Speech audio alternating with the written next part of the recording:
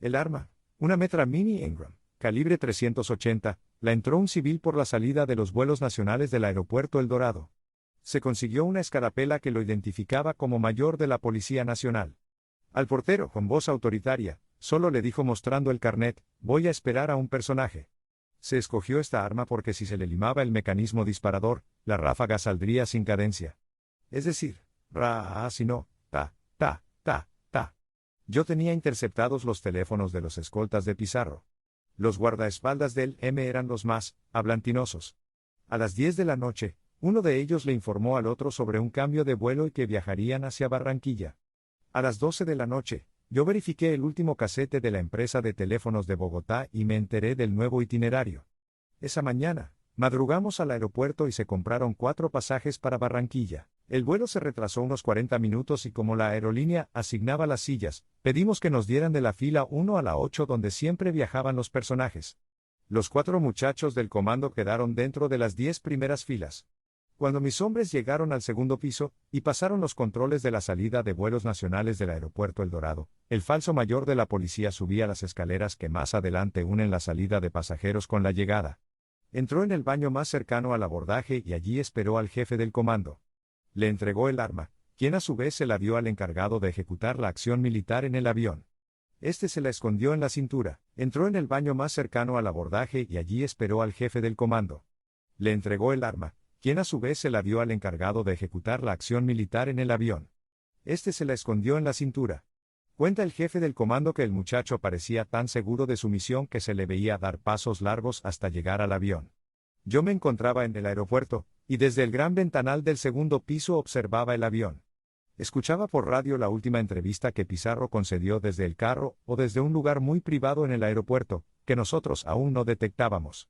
La entrevista se llevó a cabo con Caracol Radio, cuyo director, Yamid Amat, al terminar, le dijo: «Suerte, comandante!».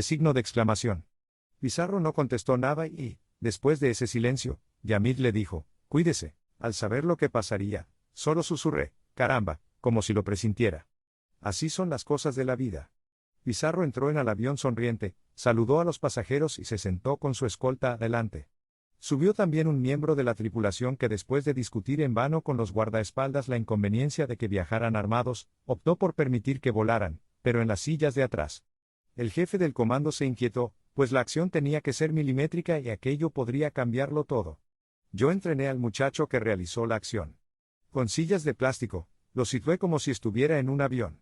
Lo hice parar, caminar y después, disparar con precisión. Se quemaron centenares de tiros. Todos con la misma arma. Al apagarse los avisos, el jefe operativo se pondría de pie, entraría al baño y luego se devolvería armado para atentar contra Pizarro que estaría en la primera o segunda fila. Allí se había sentado en todos los vuelos que le hicimos inteligencia.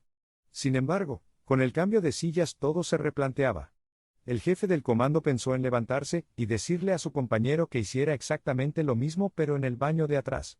Ya no se tomaría 1 minuto sino 3 y la vida de los 100 pasajeros correría peligro. El muchacho, a pesar de estar en ventanilla, realizó la operación de manera mecánica. Se apagó el color rojo y amarillo de los avisos, prohibido fumar y ajustarse los cinturones, caminó hacia el baño de atrás asegurando con su mirada a Pizarro. Alistó el arma, respiró profundo y oró por la patria. Salió de allí y en segundos ejecutó a Carlos Pizarro. La escolta de Pizarro lo dio de baja de inmediato. No se contaba con que a Pizarro le permitieran llevar armas en vuelos comerciales. El final de la operación hubiera sido distinto si al morir Pizarro, los demás miembros del comando se hubieran tomado el avión, simulando portar granadas.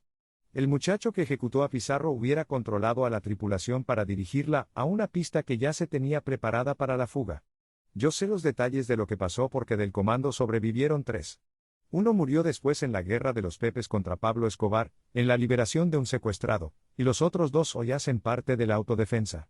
Cuando vi el avión de regreso, me volvió el alma al cuerpo y recé un Padre Nuestro. No conocía el desenlace pero estaba seguro de que había pasado algo, y que las vidas de 100 personas estaban a salvo al aterrizar la aeronave. Si les hubiera sucedido algo malo, yo era más peligroso que Pizarro. Al conocer que había muerto, pensé, de lo que se salvó Colombia. Días más tarde, me enteré de la reacción de Pablo Escobar. Mataron a quien iba a salvar a este país. Se morirán los candidatos de esta hijueputa oligarquía, dijo. Vamos a la oficina y le voy contando cómo son las cosas de la vida. Amor, ¿estás lista? Preguntó. Ya voy, dijo Kenia. Salió del cuarto con Lolita, una perrita French Poodle que siempre los acompaña. Castaño clausuró el caso Pizarro con una reflexión: yo admiraba a Pizarro. Con decirle que en nuestra lucha civil antisubversiva nunca hicimos nada en contra del M-19, solo contra las guerrillas comunistas del EPL, el ELN y las FARC. Cuando yo cursaba segundo de bachillerato en el Colegio León de Grave, en Medellín, seguía paso a paso las noticias del M y me gustaban. ¿Quién no iba a querer una guerrilla que se robaba leche para regalarla en los barrios marginales de Bogotá? Eso era una belleza, hombre. Cuando se robaron la espada de Simón Bolívar, yo cogí una tiza y escribí 3 veces en el tablero: M-19, M-19, M-19. Pero mire el cambio que dio el M, para terminar en negocios con Pablo Escobar. Luego de un corto trayecto por carretera sin asfalto, llegamos a la humilde casa de Bareque donde temporalmente se ubicó su oficina. Nos esperaba Leonardo, el encargado de las relaciones públicas. Saludó y le entregó a Castaño más de 20 hojas con los correos electrónicos de los comandantes que habitualmente le escriben, los de sus amigos, o los de sus hijos, a los que llama mis mandrilcitos. Recibe también los correos de los simpatizantes interesantes, como se refiere a las personas que por el contenido de sus mensajes, ameritan una respuesta suya. Cada mañana les escribe a jóvenes universitarios, adultos y hasta algunos críticos de su organización. Lo hizo con la guerrilla institucionalizada e infiltrada en la fiscalía. Nos cerró oficinas y nos bloqueó 2 veces nuestro servidor. Nos fuimos para Venezuela y allí también nos obstaculizaron. En México logramos ponerla a funcionar, pero las FARC contrató unos hackers expertos y nos la bloqueaban de nuevo. Finalmente, logramos abrir 2 servidores espejo en Norteamérica y Europa.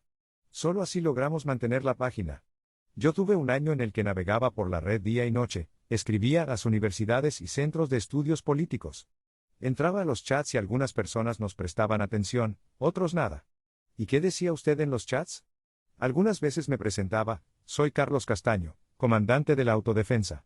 Y no llamaba la atención. Somos la resistencia civil armada, decía.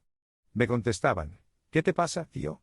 Estás en la España del 39 signo de interrogación. Poco a poco cultivamos amigos, intelectuales y simpatizantes en Francia. Nos sentamos frente a 2 computadoras personales y una pequeña impresora. ¿Es muy importante para usted el Internet? Le pregunté. Es mi frente de guerra más importante. Representa más para la autodefensa que para la guerrilla. Nosotros no habíamos tenido la posibilidad de que se nos escuchara internacionalmente para decir algo distinto a lo que predican las FARC y el ELN con sus ONG de izquierda y sus amigos en Europa. A pesar de secuestrar civiles, volar oleoductos y realizar masacres, ellos siempre han sido tolerados por una parte de la clase dirigente europea, y así han logrado transmitir su versión. Las FARC movió todas sus fichas para impedir la salida de nuestra página web, colombialibre.org, Argentina, Canadá, España y Estados Unidos. Sin darles muy duro a los guerrilleros, les explicaba cómo era la guerra en Colombia, desvirtuaba a la guerrilla con sus actuaciones, y luego los invitaba a mi página web. Nos interrumpió Leonardo, que dijo con sumo respeto: señor, ya está abierto su correo personal. Castaño se concentró en la computadora, mientras Kenia y yo leíamos artículos de prensa del día. Al hombre de las relaciones públicas se le notaba la presión cuando cometía pequeños errores sin sentido, lo que demostraba que aquí, más que en cualquier otro sitio, Castaño era perfeccionista.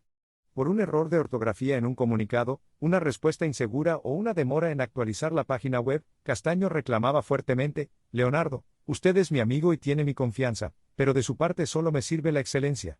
Estamos. Luego se le acercaba y le comentaba con fraternidad y sin rencor: hombre, haga bien las cosas y no me ponga atención. A mí me hace falta discutir con alguien todos los días. Al final del almuerzo, llegó el comandante del bloque Metro, con quien habló en privado. Después Castaño se acercó y me presentó a Rodrigo 00, como acostumbra introducir a sus comandantes, de manera protocolaria. Rodrigo es el comandante del bloque Metro, y miembro del Estado Mayor de las Autodefensas Unidas de Colombia. No pudo evitar sonreír al relatar cómo fue su llegada a la organización: es el único hombre de la autodefensa que ha sido reclutado por mi mamá. 00 no perdió tiempo en rectificar lo que comentó su comandante, un mayor retirado del ejército, que trabajaba con nosotros y había sido superior de Rodrigo, nos lo recomendó. En esa época aún no se había decretado la ilegalidad de la autodefensa armada. Teníamos amistad con el ejército, que en parte nos había entrenado. Fidel recibió a mucho militar retirado y Rodrigo fue uno de ellos. Comenzó siendo escolta de mi hermano y hoy comanda 1500 hombres armados, más la red urbana de Medellín. Es uno de los hombres que me permiten dormir tranquilo, en caso de que algún día yo no amanezca vivo. El helicóptero llegará en menos de una hora y debemos alistar el equipaje, para llegar a tiempo al sitio acordado. De forma apresurada cerré mi morral, pensando, ya habrá otra oportunidad para entrevistar a 00. Castaño recibió una llamada telefónica que sería larga por la forma en que comenzó a hablar. Lo que sucedió fue que cuando yo era teniente del ejército, conocí a doña Rosa primero que a Fidel y a Carlos. Eso fue en Amalfi, mi pueblo. El hombre le hacía inteligencia a mi mamá cuando ella lo invitaba a tomar, él algo. Él dice que no, trata de negarlo, pero... Castaño no lograba evitar la gracia que le producía el comentario sobre Rodrigo, que replicaba, no. Yo solo pasaba por ahí y ella, muy amable, me invitó. En ese tiempo no se oía hablar de los Castaño. Solamente era curioso que unos civiles tomaran las armas para enfrentarse a la guerrilla. Carlos Castaño se adelantó a contar detalles sobre el ingreso de Rodrigo a la autodefensa. Él llegó a la organización hace mucho tiempo. En 1985 comprendió que el ejército no conseguiría ganarle la guerra a la guerrilla, porque las leyes ponían en desventaja a las fuerzas armadas ante un enemigo irregular. Pidió la baja y se marchó a Medellín. Mi querido amigo, cordialísimo saludo. Me acerqué a Rodrigo y él me preguntó, ¿cómo le ha ido con el pelao? Muy bien, le contesté. Hemos avanzado en muchas historias, pero aún falta bastante.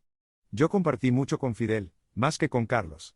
Fidel decía, a ese lo van a matar por ahí rapidito. Ese no dura, es muy loco. Y ahí está. Yo estudié en la escuela militar, y llegué a ser teniente del ejército. Hoy mis compañeros de curso son militares de alto rango. Pero el pelao es a nivel militar urbano, lo máximo que yo he visto y conocido. ¿Cómo será que Pablo Escobar le tenía miedo a esa capacidad de Carlos? Él sabía que Fidel no era el mando operativo. Castaño terminó su llamada como más le gustaba hacerlo, excelente, excelente. No me llame para nada. Usted lo está haciendo muy bien. Dedíquese a darme solo buenas noticias. Mil gracias, mijo. Bueno, mano. Colgó y me dijo, nos vamos. En segundos se montó en la camioneta rumbo a una pequeña cancha de fútbol. A las 2 de la tarde aterrizaría un helicóptero Bell Ranger de su flotilla aérea.